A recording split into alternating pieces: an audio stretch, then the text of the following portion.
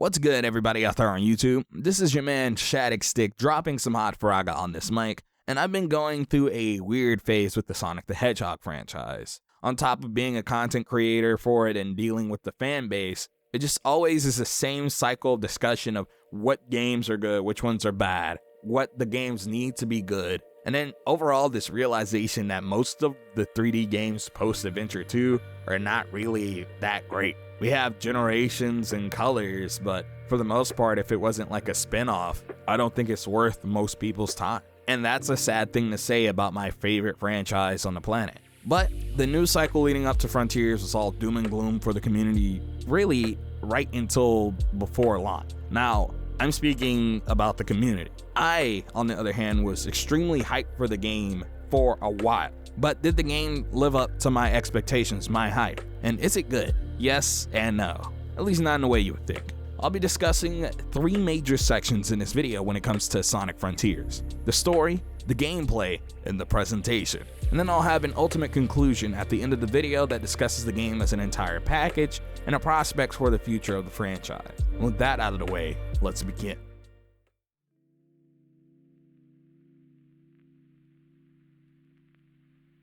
So let's talk about the story first. This is typically the weakest part in most Sonic games, more specifically the 3D ones. This game takes a different approach than previous titles. While Eggman acts as an antagonistic force, he isn't necessarily fighting Sonic this time around. So let me give you a little plot synopsis. Eggman discovers a mysterious island belonging to an ancient civilization with technology more advanced than anything to come after them. Eggman implants his newly created AI, Sage, into their technology to take over their systems and hopefully use it for his own means. Sage, seeing the only way to protect Eggman, which is her Prime Protocol, traps him in cyberspace. This causes the Chaos Emeralds to gather to the Starfall Islands, and Sonic and friends notice, so they decide to investigate and find the island themselves. Tails, Knuckles, and Amy wind up getting trapped in cyberspace, so Sonic must collect the Chaos Emeralds, defeat the Titans, and get his friends out of cyberspace. Now, this is radically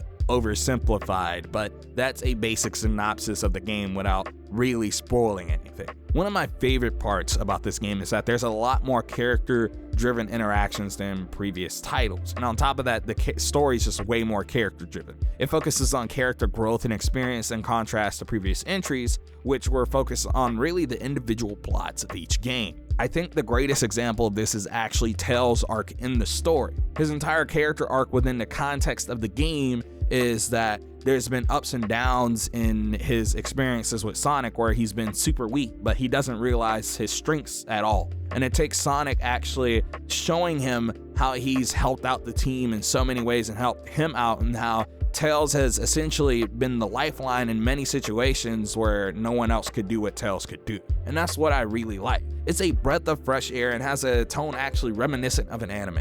The story also has higher stakes and a darker tone without really being cheap. One of the things that I think the Sonic franchise has an issue with is coming off really cheesy or corny when they're trying to be serious. Now, don't get me wrong, there's just as many raw moments in the franchise as there are corny moments, but really, Frontiers avoids that. And I think that's actually pretty good. And I think it's mostly because overall there's a lot better dialogue in this game than previous entries. It's also one of the few AAA Sonic games to try to establish some level of continuity since Shadow the Hedgehog, something really only seen in the classics games from SA2 to Shadow the Hedgehog and the handheld titles.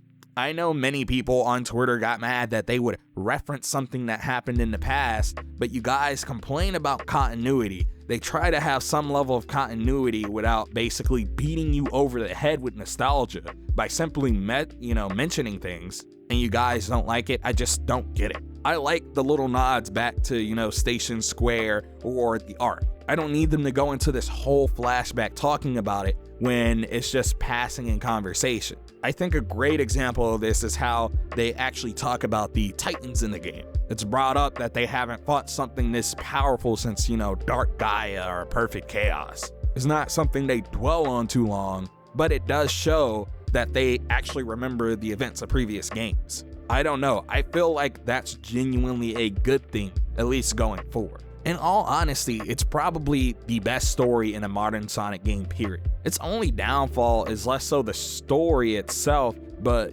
some of the gameplay related segments to the story, more specifically the final boss in the end. I actually really love the concept of it. It's just that I felt like there should have been another phase. It just felt really anticlimactic in comparison to the rest of the game. But again, we got a lot of great moments, especially from Sonic and Knuckles themselves. As much as we may think of them as having been rivals at some point, when you think past the classics, they don't have a ton of interactions with each other. And I really like seeing that interaction between Sonic and Knuckles. I thought it was great. And then Sonic's interactions with Amy were also great. It shows Amy's growth as a character. She's no longer the damsel in distress. She's no longer just chasing Sonic. She's finding purpose in her life. And I like that. Sonic Frontiers is just a lot more ambitious and takes itself a lot more seriously than previous entries without losing that carefree tone the series was known for. And I just like that. Again, it's just the best story in a modern Sonic game, period.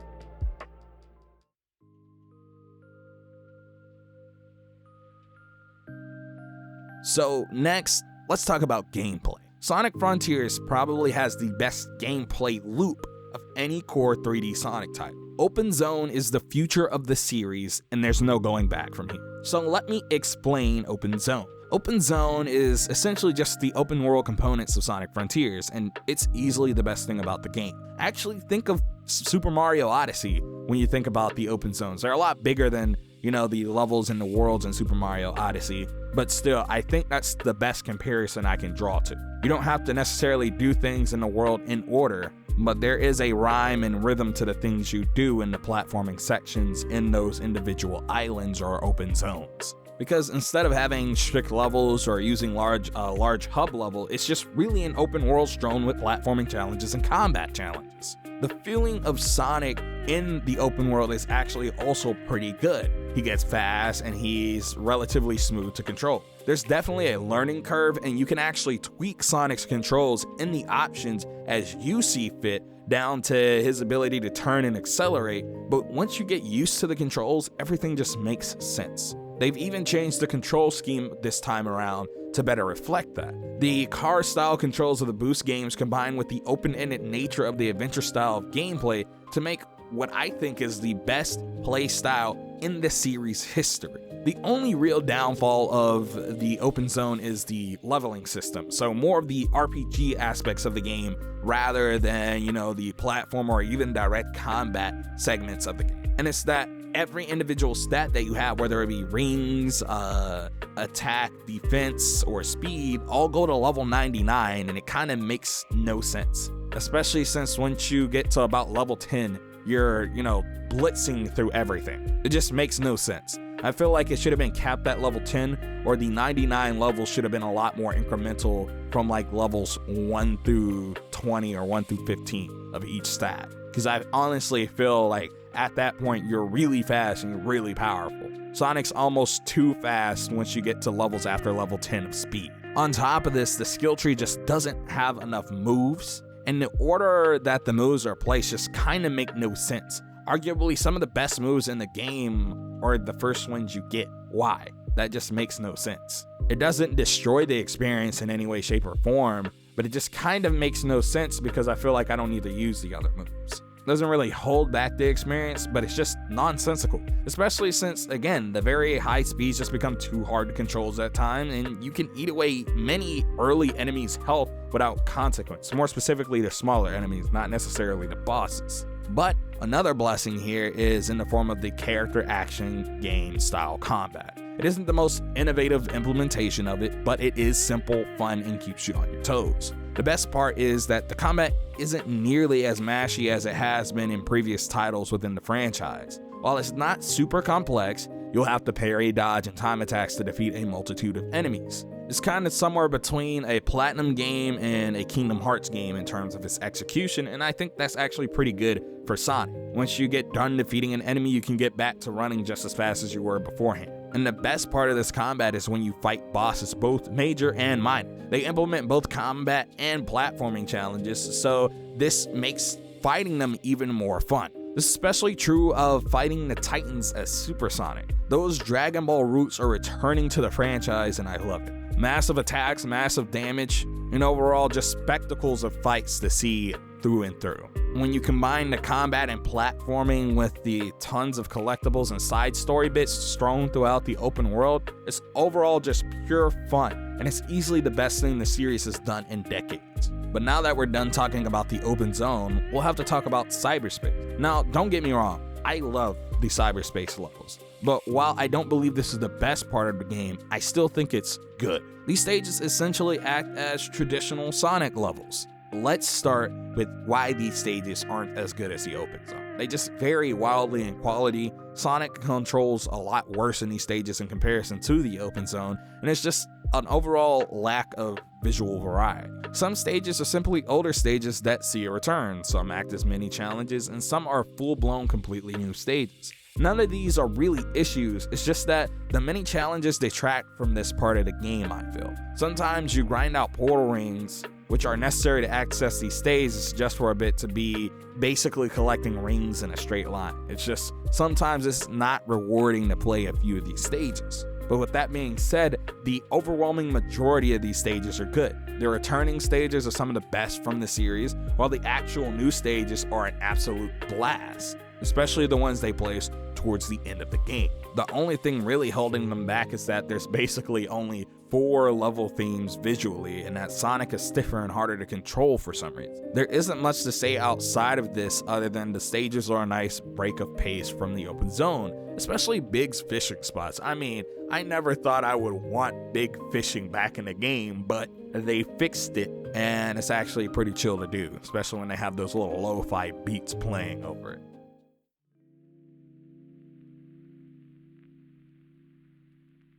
So, let's talk about the presentation. This is possibly the worst part of Sonic Frontier. The game isn't ugly, the voice acting is actually pretty good, and the soundtrack is probably the best in the series, but there's still so much left to be desired. The graphics are actually really nice alongside the world designs, but the issue is that in the open zone, draw distance is so abysmal that objects pop in front of you. Sometimes this even affects objects like platforms, causing unwarranted deaths. Sometimes the collision is there, sometimes it's not. Sometimes you literally can't see something until it pops in right in front of you. When you take this and how some of the much less important cutscenes are barely animated with characters becoming super stiff, it can really take you out of the game. But outside of these, I guess, quibbles that I have with the game, everything that needs to be top-notch, like really needs to be top-notch, outside of the render distance, is. The soundtrack has some of the most variety and some of the most bangers out of any game in the franchise's history. We were robbed at the Game Awards. You have everything from lo-fi beats to metalcore. There's something for everyone to enjoy in this game's soundtrack. And on top of this, the more important story cutscenes are also extremely well animated, with this being the most expressive I've seen these characters in a core Sonic title. The letterboxing also helps to add a cinematic feel to some of the more grandiose moments in the story. The art style this time around is actually a lot more anime-like when it comes to characters like Stage or the Titan enemy designs. I just really like them. They look like something straight out of Evangelion. When you add this with the typical high-quality character models, it just makes an overall great experience. I just really wish they would have focused on, I guess, making separate levels of detail or render distance specifically for things like the PC version or the PS5 versions of the game.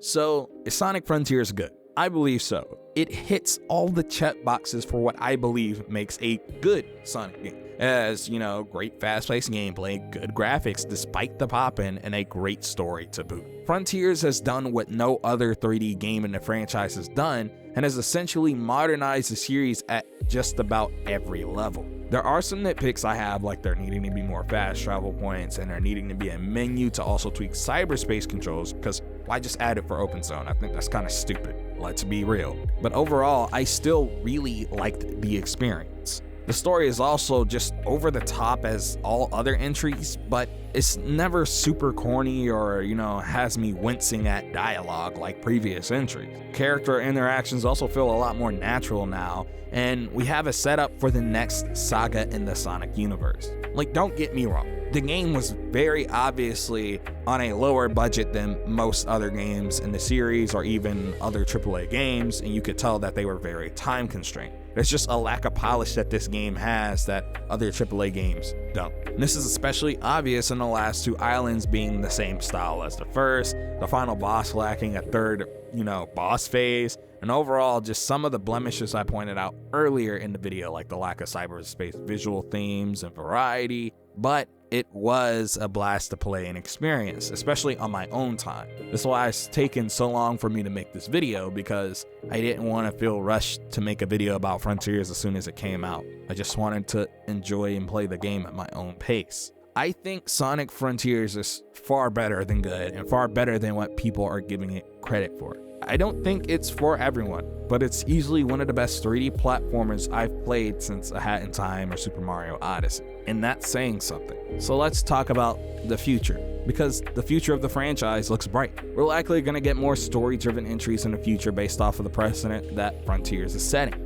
Also, it looks like they have finally found a good way of combining the boost style of gameplay with the adventure style of gameplay, which I really do enjoy. Open zone is just too good of a concept to just let rot, and while the execution here had some bumps, I see it being the main gameplay style for a while. Maybe they figure out how to implement this with more NPCs and a different variety of locales. I'd also expect them to continue using levels from previous games as their shrines equivalent, because it works well. I think the combination of new stages alongside the old really helps for filling out the game with content without it getting repetitive. I think it's kind of ridiculous for people to get upset that this game has reused levels, because there are also just as many new levels introduced in the game.